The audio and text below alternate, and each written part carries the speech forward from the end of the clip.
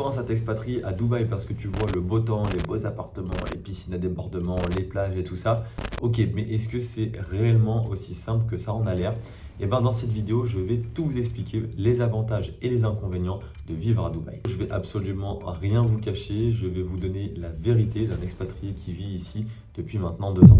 Donc en première partie, on va voir les avantages de Dubaï et en point numéro 1, est-ce que c'est réellement un paradis fiscal? Bon, spoiler, mais évidemment que oui, Dubaï est un paradis fiscal, 0% d'impôt sur le revenu, 0% d'impôt sur les plus-values, bref, tout ce que vous gagnez ici, vous le gardez à 100% pour vous. Et forcément, c'est ce qui aussi attire évidemment beaucoup de monde à Dubaï, parce qu'il y a plein de personnes qui en ont marre de donner 50% d'impôts à l'État français ou en Europe pour avoir un système de santé qui est défaillant, un système scolaire qui est pas bon, une sécurité qui est mauvaise, un temps qui est pourri. Bon, ça malheureusement, ils peuvent rien y faire. Mais bref, sur tous les autres points, il y a plein de choses pour lesquelles on paye où en fait on n'a pas l'impression d'en avoir pour notre argent et c'est ce qui motive certaines personnes à bouger à Dubaï. Donc pour toutes les personnes qui veulent développer leur activité à Dubaï, qui veulent venir investir ou tout simplement trouver ici un meilleur salaire qu'en France, bah clairement à ce niveau-là, c'est une dinguerie. Le deuxième point positif, c'est que Dubaï, c'est vraiment un environnement qui est pro-business. Et ça s'adresse aussi bien aux entrepreneurs qu'aux salariés parce que ici,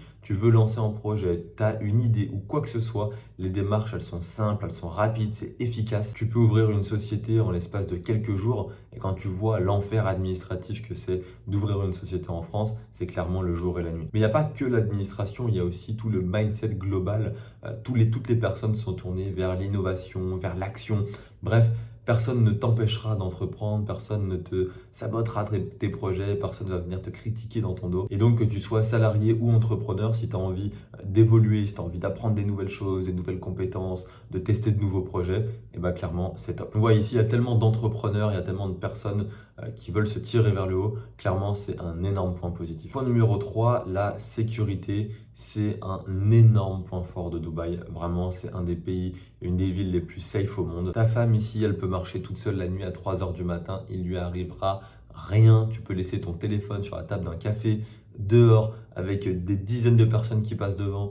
Personne ne touchera à ton portefeuille, à ton téléphone, à ce que tu veux. Tu fais tomber un billet dans la rue, tu as la première personne qui le voit qui va courir vers toi, te le redonner.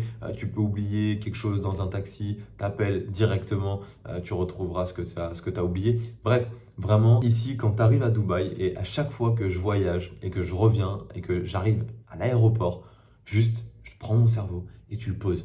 En fait, tu n'as plus besoin de réfléchir, tu n'as plus besoin de te poser la question, de te stresser, d'être sur tes gardes, etc. Ici, tu peux arriver et complètement déconnecté. Et je vais encore faire le parallèle avec la France, mais malheureusement, dès que tu gagnes un peu d'argent, et même quand tu n'en gagnes pas, en fait, on trahit ta bagnole, on peut te voler, tu peux te faire agresser à n'importe quel moment, tu vas dans le centre-ville, tu as peur de partout, tu regardes, tu fais attention à tes poches, tu vas dans un café, tu fais attention à ne pas laisser ton téléphone sur la table, quand il y a des gens qui passent, tu prends ton téléphone, bref. Toutes ces choses-là qui sont anxiogènes et qui te prennent tout le temps de la bande passante en arrière. Je vais vous raconter une histoire par rapport à ça et vraiment vous allez être choqués. Ici, j'ai changé de maison une fois et bref, en fait, ici on paye le loyer à l'avance. Donc j'avais payé 6 mois de loyer et en fait on part au bout d'un mois parce que finalement la maison ne nous convenait pas, etc. Bref. Et donc la personne me rend en fait 5 mois de loyer grosso modo et bref je sais plus combien il y avait exactement, combien j'avais laissé en cash dans ma voiture, mais je crois que j'avais dû laisser genre 15 000 euros, enfin l'équivalent de 15 000 euros en espèces dans ma voiture. Voilà, je les avais oubliés. Et j'ai une personne qui vient une fois par semaine nettoyer ma voiture, donc intérieur, extérieur. Et clairement, il y avait les 15 000 euros. En gros, d'accord, c'était vraiment, il n'a pas pu les louper, quoi. Clairement, il nettoie l'intérieur de la voiture, il a forcément vu ces 15 000 euros. Et ben, il n'y a rien qui a bougé. C'est-à-dire que le lendemain, je me suis rappelé qu'il y avait cet argent dans ma voiture. Et je sais que le gars est passé parce que je l'ai vu la veille.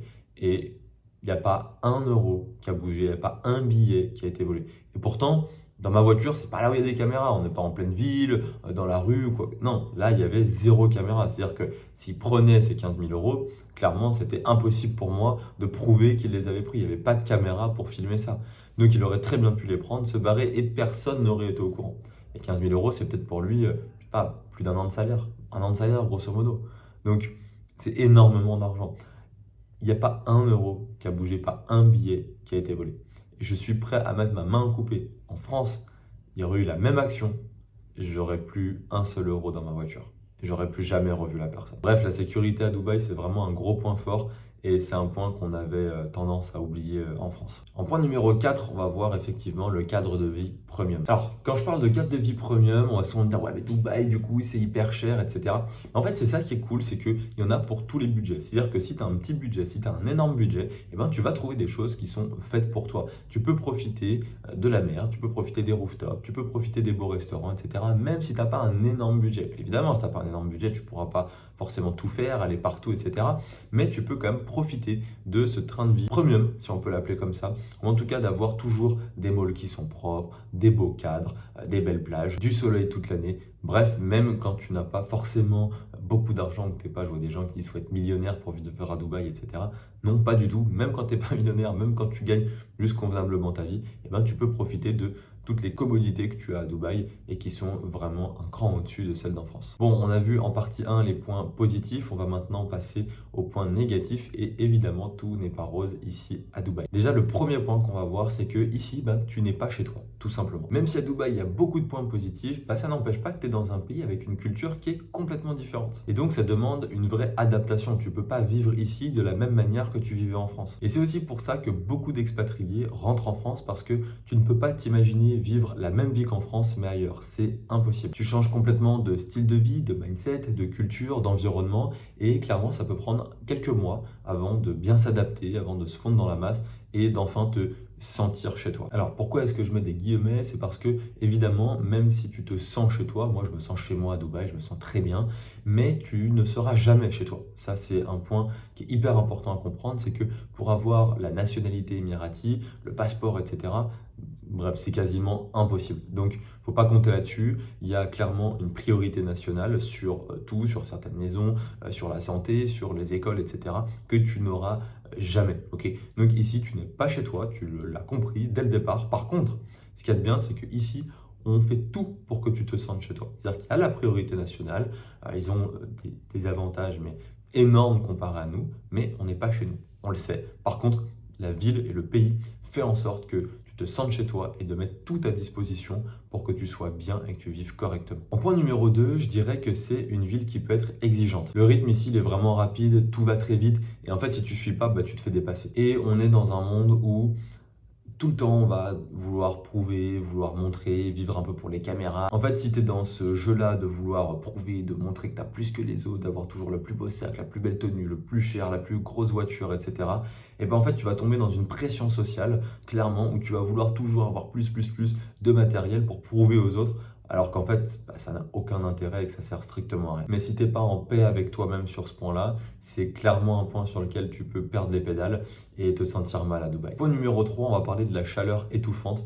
Alors oui, à Dubaï, il fait beau toute l'année, même en hiver, la journée, on a 25 degrés, le soir, on a 15, c'est super, c'est la période où on peut sortir avec un petit pull, etc.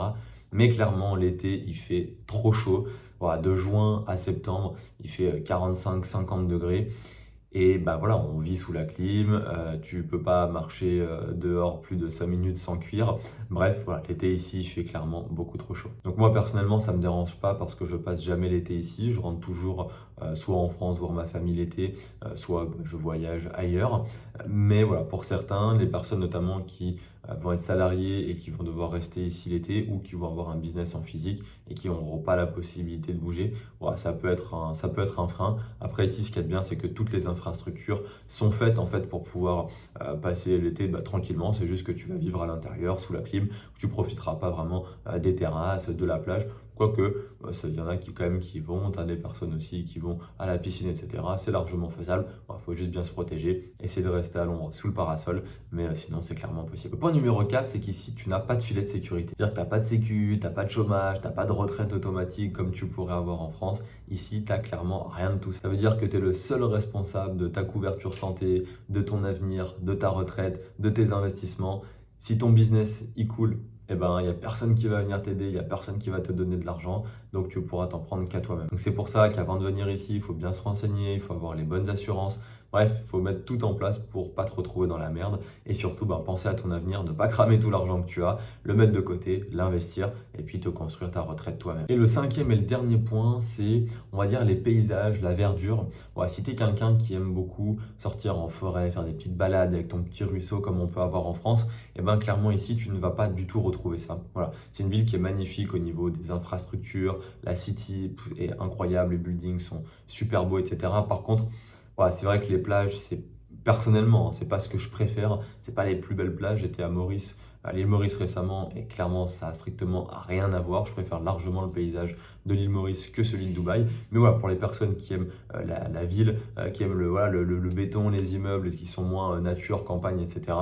Clairement ici c'est incroyable. Et puis pour les personnes qui comme moi aiment bien ça, eh bien il y a pas mal de randonnées à 45 minutes de Dubaï où tu es dans les montagnes, tu as le désert, etc. aussi. Mais voilà, c'est vrai qu'au quotidien, dans les quartiers, dans la ville, eh ben, voilà, ils essayent effectivement de planter des arbres, d'avoir de la verdure, donc c'est clairement de mieux en mieux. Il y a aussi des beaux parcs, etc. pour les personnes qui aiment ça, mais c'est vrai que on va dire cette forêt, cette verdure naturelle au bord des plages, des grandes forêts comme on peut avoir en France, ici on ne le retrouve pas et c'est un point qui pourrait manquer pour pas mal de personnes. Donc mon bilan à Dubaï, est-ce que je regrette d'être venu ici ou pas? Non, absolument pas, je ne regrette pas une seule seconde de m'être installé ici. Par contre, voilà, ça m'a pris du temps pour comprendre comment tout se passait, comment tout fonctionnait.